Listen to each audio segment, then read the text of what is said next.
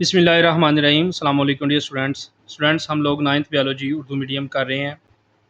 आज की इस वीडियो के अंदर हम लोग इसके चैप्टर नंबर 4 सेल साइकिल के शॉर्ट क्वेश्चंस कंप्लीट करेंगे।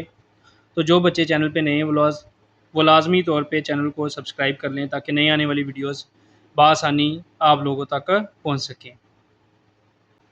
तो स्टूडेंट चैप्टर नंबर 4 की एक्सरसाइज में इसका पहला शॉर्ट क्वेश्चन है, इंटरफेस के G1 मरहले के दौरान होने वाले वाक़यात की फ़हरिस्त बनाएं। तो इसका आंसर स्टूडेंट्स पेज नंबर 70 यानी 70 पर दिया गया है। तो शॉर्ट क्वेश्चन नंबर 1 का आंसर स्टूडेंट्स आप लोग यहाँ से लेके यहाँ तक याद करेंगे। फर्स्ट गैप फेस यानी G1 मरहला, ये माइटोसिस के मरहले के बाद शुरू होता है। इसे बढ़ोतरी यानी नशोनुमा का मरहला भी कहते हैं। G1 फेज़ को बढ़ोतरी यानी नशोनुमा का मरहला भी कहते हैं। इस मरहले के दौरान सेल अपनी प्रोटीन्स और ऑर्गेनल्स बनाता है, इसलिए सेल की जिसामत में इजाफा होता है। सेल ऐसे एंजाइम्स भी बनाता है जो अगले मरहला यानी एस फेज़ में DNA की नकल तैयार करने यानी उसकी रेप्लिकेशन के लिए ज़रूरी हैं। तो यहाँ से लेके यहाँ तक आप लोगों ने शॉर्ट क्वेश्चन नंबर 1 का आंसर याद करना है। Number 2 short question, cell cycle की एस फेज़ का अहम मकसद क्या है? तो इसका आंसर स्टूडेंट्स पेज नंबर 70 यानी 70 पर दिया गया है। नंबर 2 के शॉर्ट आंसर के लिए आप लोग यहाँ से लेके यहाँ तक आंसर याद करेंगे। एस मरहला यानी सिंथेसिस फेज़, इस मरहले में हर क्रोमोसोम के DNA की नकल तैयार की जाती है, यानी हर क्रोमोसोम के DNA की नकल तैयार की जाती है। इसके नतीजा में क्रोमोसोम्स की डुप्लीकेशन होती है, जिसके बाद हर क्रोमोसोम 2 सिस्टर क्रोमैटिड्स पर मुश्तमिल होता है। सेल में क्रोमोसोम्स की मुकम्मल तादाद इतनी ही रहती है जितनी इस डुप्लीकेशन से पहले थी। सेल के अंदर क्रोमोसोम की तादाद उतनी ही रहती है जितनी डुप्लीकेशन से पहले थी। तो यहाँ से लेके यहाँ तक आप लोगों ने शॉर्ट क्वेश्चन नंबर 2 का आंसर याद करना है। नंबर 3, माइटोसिस के किस मरहले के दौरान सिस्टर क्रोमैटिड्स अलग होते हैं? तो स्टूडेंट्स माइटोसिस के एनाफेज मरहले के दौरान क्रोमैटिड अलग होते हैं, सिस्टर क्रोमैटिड्स अलग होते हैं। तो शॉर्ट क्वेश्चन नंबर 3 का आंसर है एनाफेज। ये यहाँ पे मैंने लिख दिया है, यहाँ से आप लोगों ने याद कर लेना है। नंबर 4, मियोसिस में होने वाली क्रॉसिंग ओवर किस तरह जीनियाती तनूव में मदद करती है? तो इसका आंसर पेज नंबर 80 यानी 80 पर दिया गया है। शॉर्ट क्वेश्चन नंबर 4 का आंसर स्टूडेंट्स आप लोग यहाँ से लेके यहाँ तक याद करेंगे। क्रॉसिंग ओवर से क्रोमोसोम्स पर जीन्स की नई तरकीब बनती हैं।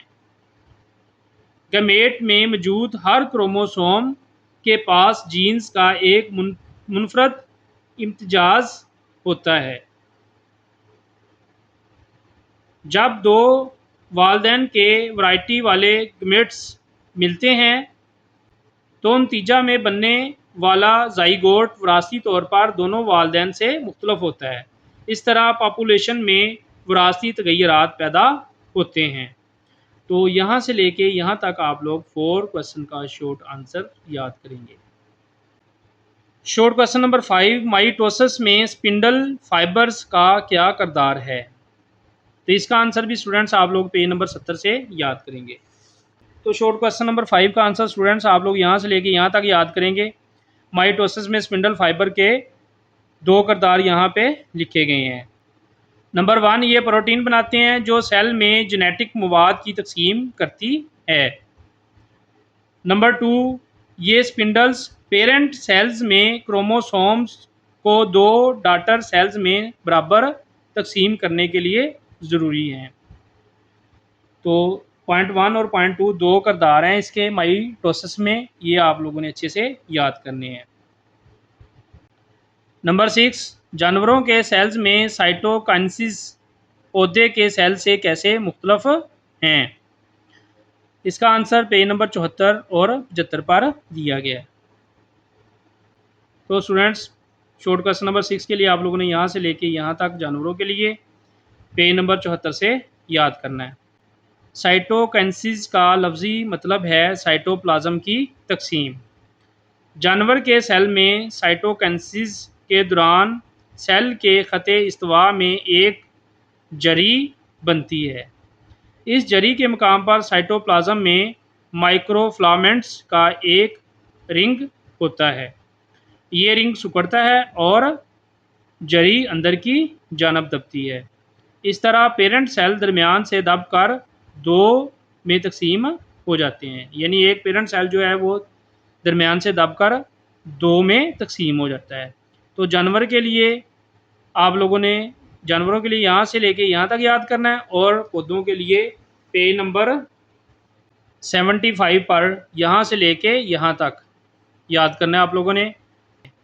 पौधे के सेल में गाल्जी अपरेटस छोटी वेसल्स बनाता है। पौधे के सेल में गाल्जी अपरेटस छोटी वेसल्स बनाता है। ये वेसल्स सेल के वसत में आती है और जिम होकर एक प्लेट बनाती है जिसे फ्रैगमोप्लास्ट कहते हैं। ये प्लेट साइज़ में बाहर की तरफ बढ़ती है और इसकी मेम्ब्रेन सेल मेम्ब्रेन के साथ जिम हो जाती हैं, यानी सेल मेम्ब्रेन के साथ मिल जाती हैं और ख़त्म हो जाती हैं। इसके नतीजे में दो डॉटर सेल्स बनते हैं। नंबर 7, माइटोसिस के प्रोफेज और मियोसिस 1 के प्रोफेज में क्या फ़र्क है? तो इसका आंसर स्टूडेंट्स पेज नंबर 83 और पेज नंबर 84 पर दिया गया है। तो स्टूडेंट्स, शॉर्ट क्वेश्चन नंबर 7 के लिए आप लोग माइटोसिस प्रोफेज के लिए आप लोग यहाँ से लेके यहाँ तक याद करेंगे पेज नंबर 83 से। माइटोसिस के प्रोफेज में क्रोमाटन सिकुड़कर क्रोमोसोम्स की शक्ल अख्तियार करता है। सेंट्रियोल्स दुगने होकर स्पिंडल फाइबर बनाते हैं। तो ये माइटोसिस प्रोफेज है। यहाँ से लेके यहाँ तक आपने 7 क्वेश्चन के लिए याद करना है। और शॉर्ट क्वेश्चन 7 के मियोसिस प्रोफेज 1 के लिए आप लोगों ने यहाँ से लेके यहाँ तक शॉर्ट क्वेश्चन नंबर 7 का आंसर याद करना है। मियोसिस की प्रोफेज 1 में होमोलोगस क्रोमोसोम्स जोड़े बनाते हैं। होमोलोगस क्रोमोसोम के non sister chromatids crossing over में अपने हिस्सों का तबादला करते हैं। तो बकिया हिस्सा 7 का यहाँ से लेके यहाँ तक आप लोगों ने याद करना है। शॉर्ट क्वेश्चन नंबर 8, क्रोमोसोम की तादाद के अतबार से मियोसिस कैसे माइटोसिस से मुख्तलिफ है? तो इसका आंसर पेज नंबर 82 पर दिया गया है। तो शॉर्ट क्वेश्चन नंबर 8 का आंसर स्टूडेंट्स आप लोग यहाँ से लेके यहाँ तक और यहाँ से लेके यहाँ तक मियोसिस और माइटोसिस में क्रोमोसोम के अतबार से जो फ़र्क है वो यहाँ से हम लोग ये वाला इसका शॉर्ट आंसर याद करेंगे। तो इसमें माइटोसिस में डॉटर सेल्स में क्रोमोसोम्स की तादाद पेरेंट सेल के बराबर रहती है। माइटोसिस में डॉटर सेल जो हैं उनकी तादाद डॉटर सेल में क्रोमोसोम्स की तादाद पेरेंट सेल के बराबर रहती है, जबकि मियोसिस में डॉटर सेल्स में क्रोमोसोम्स की तादाद पेरेंट सेल की निस्बत आधी हो जाती है। तो क्वेश्चन नंबर 8 का आंसर आप लोगों ने यहाँ से लेके यहाँ तक और यहाँ से लेके यहाँ तक याद करना है। शॉर्ट क्वेश्चन नंबर 9, माइटोसिस में एनाफेज के अहम वाक़यात कौन से हैं? तो इसके लिए स्टूडेंट्स आप लोग 73 पेज से आंसर याद करेंगे। नंबर 9 शॉर्ट क्वेश्चन के लिए आंसर स्टूडेंट्स आप लोग यहाँ से लेके यहाँ तक याद करेंगे। एनाफेज क्रोमोसोम्स के साथ लगे स्पिंडल फाइबर्स किनारों की तरफ खींचते हैं। इस खिंचाव की वजह से हर क्रोमोसोम के सिस्टर क्रोमाइड्स अलग अलग हो जाते हैं। इस तरह क्रोमाइड्स के दो एक जैसे सेट बन जाते हैं जो सेल के मुखालफ किनारों की जानब चले जाते हैं। तो यहाँ से लेके यहाँ तक आप लोगों ने शॉर्ट क्वेश्चन नंबर 9 का आंसर याद करना है।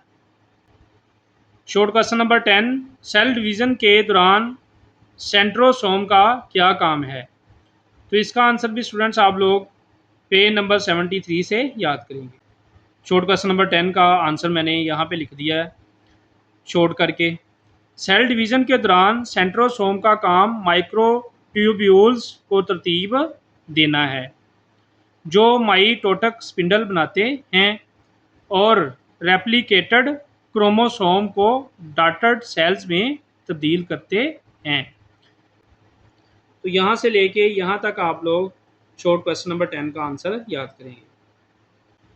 नंबर 11 सिस्टर क्रोमैटिड्स क्या है और मियोसिस के दौरान ये कब अलग होते हैं? तो इसका आंसर पेज नंबर 74 पर दिया गया है। तो स्टूडेंट्स, शॉर्ट क्वेश्चन नंबर 11 का आंसर ज़्यादा बेहतर तौर पे बुक में से नहीं मिला, तो मैंने यहाँ पे थोड़ा सिंपल करके लिख दिया है। सिस्टर क्रोमैटिड्स क्रोमोसोम की कापियाँ हैं जो डीएनए की रेप्लिकेशन के दौरान बनती हैं। जब डीएनए की रेप्लिकेशन होती है तो सिस्टर क्रोमैटिड क्रोमोसोम की कापियाँ बनती हैं और सेंट्रोमेयर पर जुड़ी होती हैं। ये जो कॉपियाँ बनती हैं डीएनए की रेप्लिकेशन के दौरान, ये सेंट्रोमेयर पर जुड़ी होती हैं। सिस्टर क्रोमैटिड्स मियोसिस 2 की एनाफेज के दौरान अलग होते हैं। तो यहाँ से लेके यहाँ तक आप लोगों ने शॉर्ट क्वेश्चन नंबर 11 का आंसर याद करना है।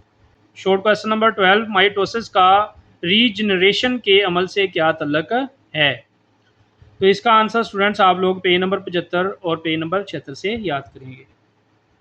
यहाँ से याद करेंगे शॉर्ट क्वेश्चन नंबर 12 का आंसर। चंद जानदार अपने जिस्म के हिस्सों को दोबारा बना सकते हैं। इस मकसद के लिए वो अपने बकिया हिस्सों में माइटोसिस करके नए सेल्स बनाते हैं। तो यहाँ तक आप लोगों ने याद करना है और इसके अलावा ये एक फ़िक्रा आप लोगों ने याद करना है। माइटोसिस एक सेल डिवीज़न है जो सेल्स की एक जैसी कापियाँ पैदा करके रीजनरेशन में मदद करती है। तो ये पिछला जो यहाँ तक आप लोगों ने और ये वाला एक फ़िक्रा, ये साथ आप लोगों ने शॉर्ट क्वेश्चन नंबर 12 के लिए याद करना है। तो इस तरह स्टूडेंट्स हमारी आज की ये वीडियो कंप्लीट होगी जिसमें हम लोगों ने चैप्टर नंबर 4 के शॉर्ट क्वेश्चंस कंप्लीट किए हैं। इंशाल्लाह अगली वीडियो के अंदर चैप्टर नंबर 5 के शॉर्ट क्वेश्चंस कंप्लीट करेंगे। तो जो बच्चे चैनल पे नए हैं वो लाजमी तौर पे चैनल को सब्सक्राइब कर लें ताकि नई आने वाली वीडियोस बआसानी आप लोगों तक पहुँच सके। वीडियो वॉच करने का बहुत शुक्रिया। अस्सलाम वालेकुम।